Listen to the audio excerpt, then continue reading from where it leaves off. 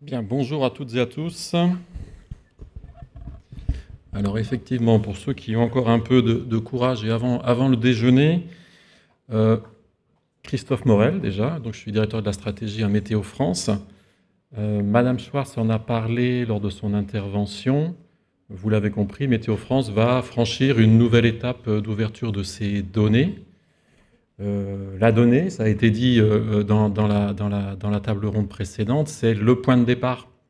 C'est le point de départ pour innover, pour vos idées, pour votre créativité, voilà, faire de l'innovation et puis proposer au final des services qui seront utiles aux différents décideurs, aux différents secteurs économiques pour s'adapter, faire face à ce changement climatique qui est une réalité dès aujourd'hui.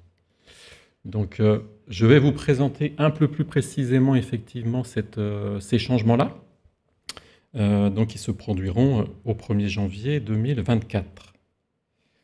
Alors déjà, de quoi parle-t-on? Je vous rassure, je ne vais pas tout lire sur ce slide-là. Les données publiques de Météo France, c'est différentes catégories de données. Météo France, c'est un organisme qui produit de nombreuses données, qui diffuse tous les jours de nombreuses données, contrairement à d'autres organismes qui produisent également beaucoup de données, mais qui sont des données qu'on va appeler froides, qui n'évoluent pas.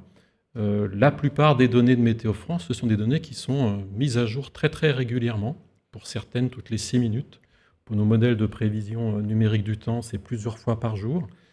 Ça a été dit, on a plus d'une centaine de modèles qui sortent tous les jours des supercalculateurs de Météo France. Donc voilà, on a une spécificité à Météo France de produire de nombreuses données qui sont régulièrement mises à jour. Donc ces données, ce sont déjà des données d'observation.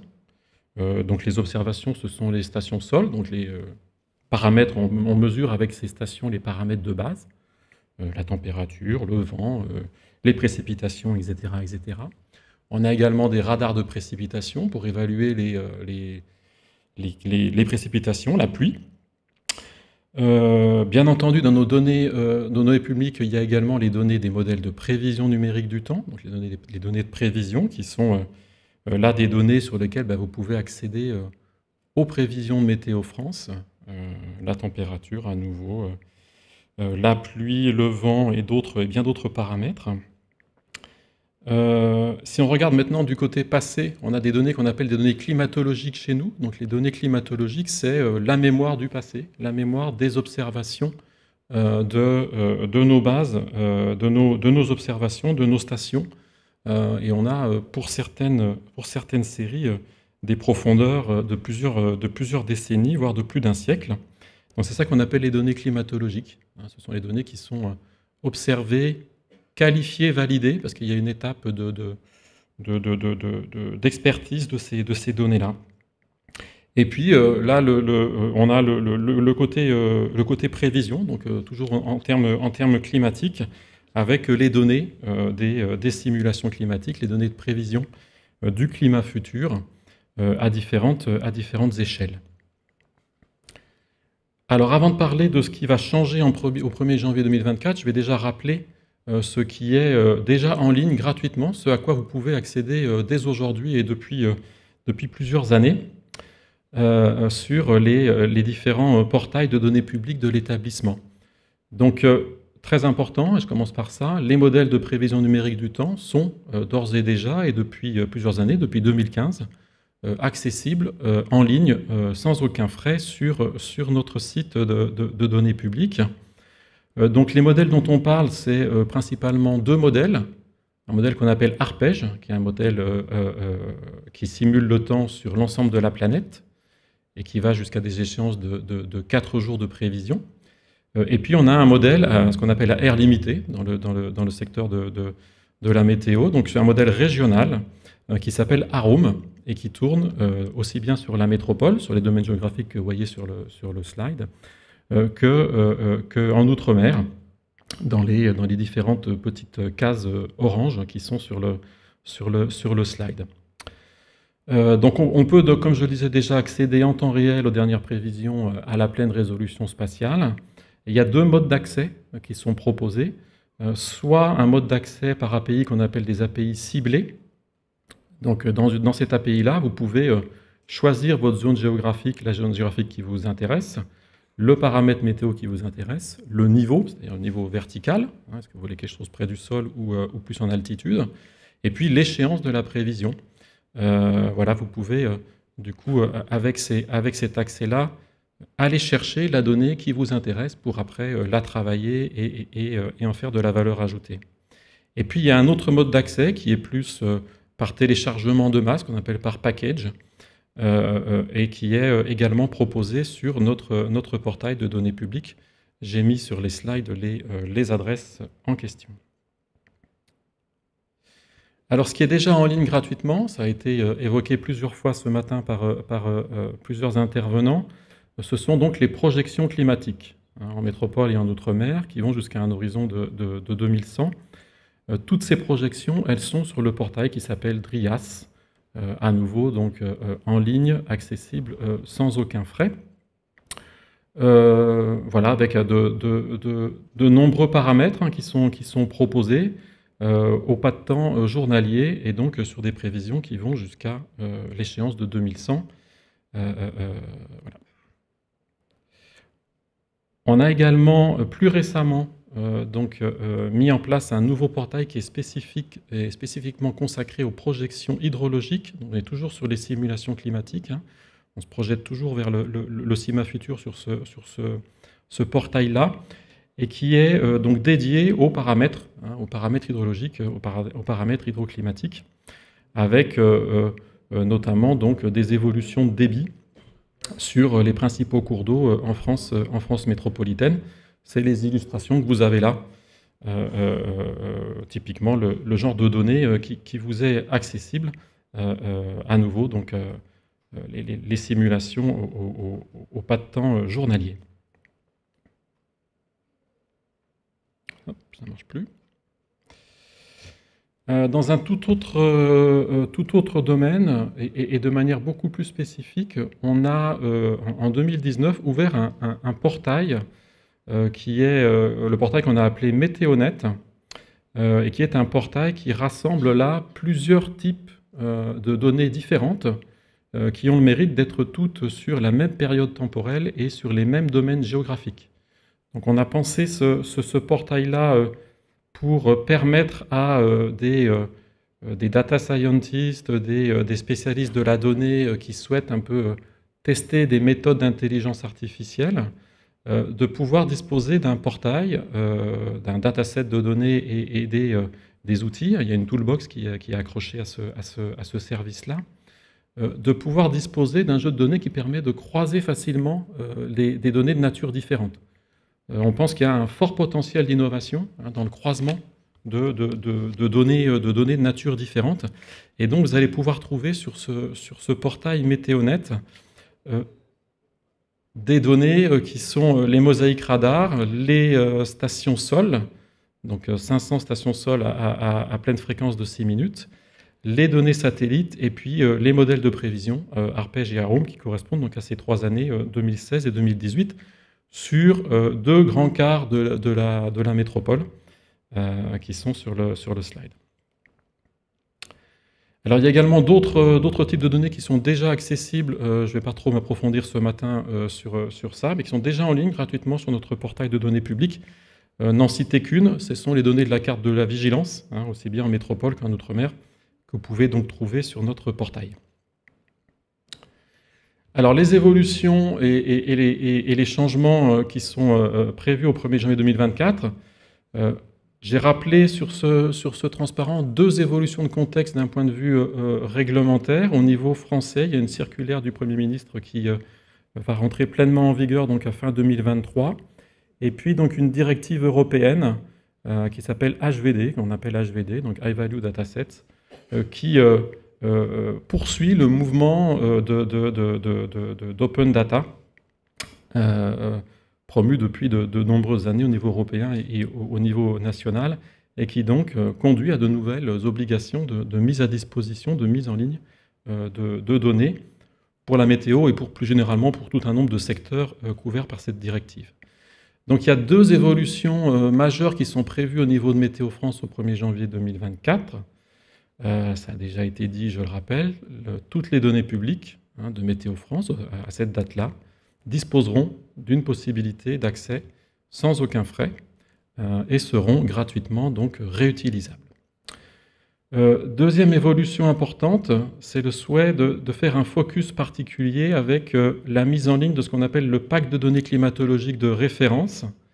Je vais y revenir un peu plus tard pour détailler ce qu'il y a dans ce pack-là, dans un objectif, un usage un peu plus précis, donc qui serait de permettre avec ce pack de données climatologiques de référence de faciliter la réalisation de diagnostics climatiques pour chacun.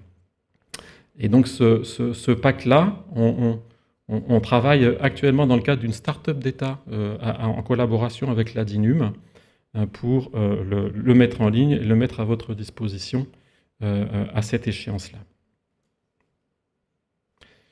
Alors, concrètement, qu'est-ce qui va changer au 1er janvier 2024 ?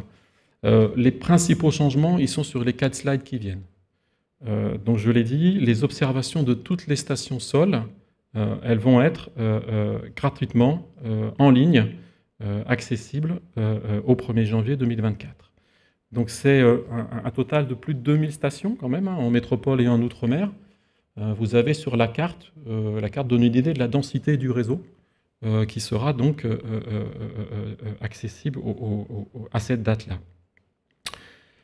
C'est bien sûr à pleine fréquence, donc toutes les 6 minutes pour les stations.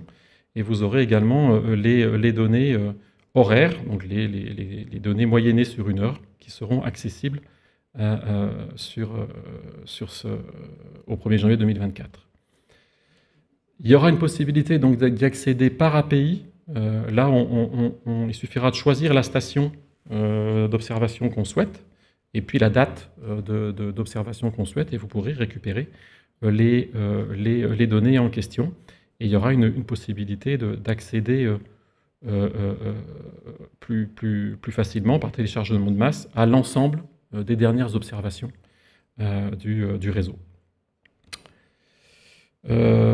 Donc j'y reviens juste un tout petit peu. Température, hauteur de précipitation, direction force de vent, humidité, c'est les principaux paramètres qu'on retrouve sur quasiment toutes les stations. Et puis après, sur certaines stations, il y a des instruments spécifiques avec d'autres paramètres qui sont également disponibles.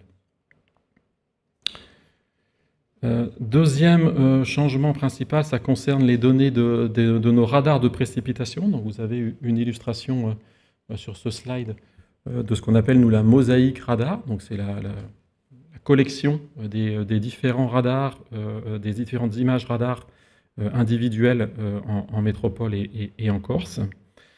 Donc au 1er janvier 2024, l'ensemble des données des radars individuels et de ces mosaïques sera accessible en temps réel. Donc c'est 33 radars en métropole, 7 en outre-mer et 3 mosaïques, une en métropole, celle que vous voyez. Il en existe également une aux Antilles et à La Réunion.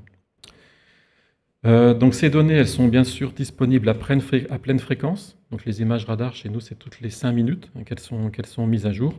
Et vous pourrez accéder aux dernières images produites sur nos sites. Elles sont, comme les données d'observation, elles seront disponibles par API ciblée et par package. Et là, donc, par l'API ciblée, vous pouvez choisir votre radar, choisir la mosaïque qui vous intéresse et récupérer la date qui vous intéresse. Voilà, et donc il y a tous les paramètres qui seront effectivement disponibles. Donc le paramètre de base pour ce qui concerne les radars s'appelle la réflectivité. Et puis, on l'a traduit assez rapidement dans un paramètre qui s'appelle la lambda, et donc qui est la quantité estimée de précipitation. Et puis, il y a d'autres paramètres beaucoup plus spécifiques qui seront également disponibles, et finalement, tous les paramètres qu'on mesure avec nos radars. Dans le troisième changement principal, il concerne les données climatologiques, qui donc au 1er janvier 2024 seront toutes accessibles en ligne et sans frais, donc avec tous les paramètres de base de données climatologiques. Donc je vous ai mis quelques illustrations de séries de températures sur la station de Paris-Montsouris à différents pas de temps. Donc elles seront disponibles à toutes les fréquences qui sont stockées dans nos bases, aussi bien donc, la pleine fréquence 6 minutes, horaire quotidienne, mensuelle, en fonction des usages, et sur tout l'historique que nous stockons dans nos bases. À nouveau, en termes de moyens d'y accéder par API ciblée et par téléchargement de masse, avec de manière très simple, donc pour les API ciblées, vous choisissez la station qui vous intéresse, la période temporelle qui vous intéresse et les paramètres d'observation, les paramètres d'intérêt. Voilà, et j'en termine avec le quatrième changement qui est celui sur le pack de données climatologiques de référence dont j'ai parlé tout à l'heure, donc que nous développons en collaboration avec la DINUM. Il est pensé, comme je le disais, pour faciliter et s'assurer que les utilisateurs de nos données vont utiliser les bonnes données pour faire des diagnostics de changement climatique. Et donc, on a prévu de mettre à disposition dans ce pack de données climatologiques de référence des données particulières qui sont particulièrement travaillées, ce qu'on appelle les données des longues séries homogénéisées, qui sont disponibles à la fréquence mensuelle. Donc vous y trouvez pour les stations qui sont concernées les températures, les précipitations en moyenne mensuelle. Et donc ça concerne de l'ordre de 300 séries pour les températures et plus de 900 séries pour les précipitations. Donc ces séries-là, elles ont été redressées. Hein, c'est des observations qui ont été retravaillées, redressées par des méthodes expertes pour s'assurer de l'homogénéité dans le temps. On est sur des séries qui sont de plusieurs décennies. L'homogénéité de temps de la mesure, donc de la qualité de l'information qui s'accroche à cette mesure-là. On a un pendant qui est au pas de temps quotidien, qu'on appelle les séries quotidiennes de référence, là aussi sur des profondeurs de plusieurs décennies et pour un peu plus de 200 séries. Donc tout ça sera dans ce pack de données climatologiques de référence. Et le troisième élément, qui est un élément là avec des données climatologiques qu'on appelle donc spatialisées, donc sur des cartes, ce sont les données qu'on appelle les données quotidiennes de notre modèle de surface Safran SIM2. Et là, vous allez pouvoir accéder donc à des paramètres de surface, à l'humidité des sols, c'est un exemple que vous avez sur le slide, à pleine résolution, donc aujourd'hui c'est 8 km, et sur toute la profondeur temporelle, donc depuis 1958. Donc là, à nouveau, une masse de données tout à fait conséquente pour qualifier le diagnostic de changement climatique. Et donc ce pack, il sera disponible sur le site, le portail de données publiques de l'établissement. Voilà, j'en ai terminé. J'espère que ça vous a intéressé. Et donc, je le redis, la donnée, elle sera à votre disposition. J'espère que vous y trouverez un intérêt et que ça vous permettra effectivement d'innover et de proposer des services utiles à tous. L'enjeu, il est immense, hein, ça a été dit par Madame Schwartz. Et donc, votre créativité et votre apport est bienvenu. Merci à toutes et à tous. Et donc, s'il y a des questions, bien sûr, je vous réponds.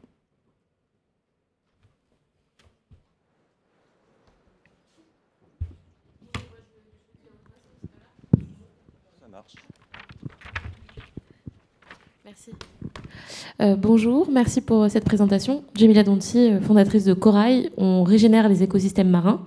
Donc ma question, vous avez effectivement parlé de l'accès aux données. Est-ce que vous étudiez aussi les impacts sur les régions côtières, notamment c'est dans la thématique de l'arrivée des tempêtes, et on en a parlé juste avant, voilà l'impact sur les régions côtières. Est-ce que ces données-là, on y aura accès? Et question sous-jacente, vous avez parlé, votre directrice tout à l'heure a parlé de l'incubateur qui existe chez vous.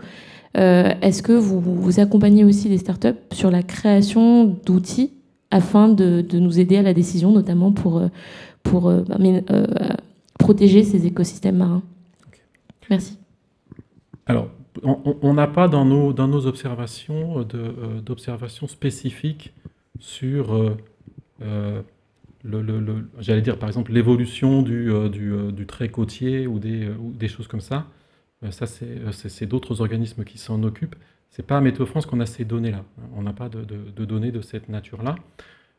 On a, nous, un intérêt particulier sur le côtier pour tout ce qui concerne les effets de submersion, hein, ça a été dit, de surcote. On a, dans notre cadre de vigilance, un aléa qui est effectivement la vigilance vague-submersion. Mais on ne produit pas de données spécifiques qui permettent d'observer, hein, les phénomènes en question. Par contre, on a des modèles de prévision, océaniques à l'échelle globale et également régionale, et puis un modèle de surcote qui, lui, ces modèles-là, les données de ces modèles-là sont des données de l'établissement, donc ce sont des données des modèles de prévision de surcote, par exemple, qui sont des données publiques et qui sont en fait déjà accessibles, hein, sur nos portails de données. Donc, c'est peut-être des données qui peuvent vous intéresser. Sur l'incubateur de start-up de Météo France, qui s'appelle MétéoFab, aujourd'hui, c'est 6 start-up qui sont incubées. Il y en a une qui s'appelle Waves and Sea, qui s'intéresse à des phénomènes côtiers, typiquement, à partir d'images de webcam. Cette start-up, elle travaille à essayer d'identifier les effets sur le changement côtier. Et puis, nous, ce qui nous intéresse aussi avec elle, dans cette collaboration, c'est est-ce qu'on peut qualifier l'état de la mer, hein, de manière automatique avec eux. Donc on a une start-up qui travaille sur ce sujet-là. Et notre incubateur, il est volontairement placé pour des projets, pour des start-up qui en sont aux premières phases de leur développement. Hein, on vient, ça a été dit tout à l'heure, on vient dans l'incubateur de start-up de Météo France pour chercher à mieux comprendre la donnée, pour collaborer avec les experts de Météo France. On ne vient pas là pour chercher du financement ou une étape industrielle. On est vraiment là encore dans des étapes de TRL qui sont assez amont. Et c'est ce genre de start-up qu'on cherche à accueillir. L'incubateur, je ne l'ai pas dit, il est à Toulouse. Voilà, il faut le savoir quand même. Et pas à Station F. Oui, bonjour, Jean-François Medina, Société IR Technologies. J'avais une question très basique sur l'ouverture des données, de savoir sous quel type de licence ces données vont être ouvertes, si c'est de la licence Etalab ou si c'est de la licence ODBL. Alors, je pense que c'est de la licence Etalab, mais je pourrais vous faire une petite Alors, c'est parfait. Réponse Merci. Précise. Si ma tutelle du ministère ne me contredit pas, ça doit être ça. Okay.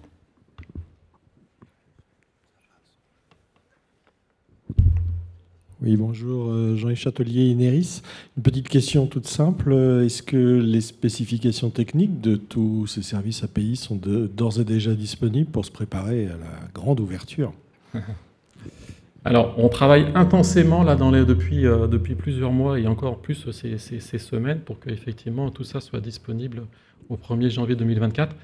Lorsque ce sera fait, effectivement, toute la documentation, elle sera en plus des données, elle sera disponible pour que l'usage y soit facilité et le plus possible. Il y a sur le site des API de l'établissement une possibilité d'interagir. Il y a un webmestre qui permet de poser des questions et qui permet aussi de faciliter la vie de nos utilisateurs pour accéder, lorsqu'ils ont des problèmes, pour accéder aux données qui les intéressent.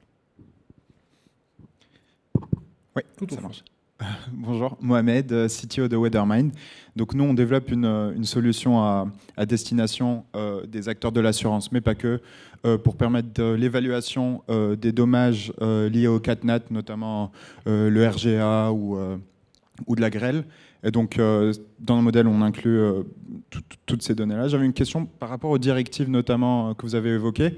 Est-ce qu'il y a d'autres acteurs ou institutions du milieu, je pense notamment, je ne sais pas, au BRGM ou autres, qui vont aussi ouvrir les données qu'ils ont à disposition? Alors, la directive HVD, elle porte vraiment sur des champs très larges. Donc ça va de la statistique en passant par les transports, l'environnement, la météo, Il m'en manque encore. Voilà, donc ça touche un grand nombre d'instituts, hein, effectivement. D'accord. Merci.